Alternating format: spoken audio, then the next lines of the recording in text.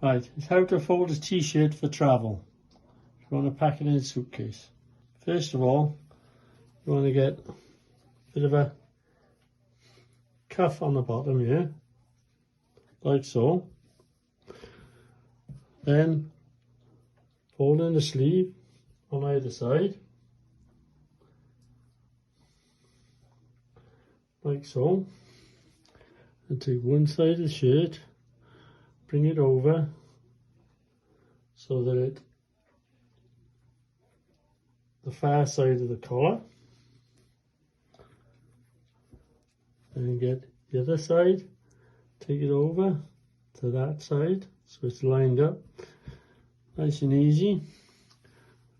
Turn the t-shirt around from the top, roll it as tight as you can all the way down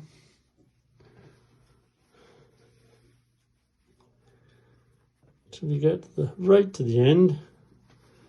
And when you come to that cuff there, pull the cuff over the t-shirt, and there's your t-shirt, nice and compact, ready for your suitcase.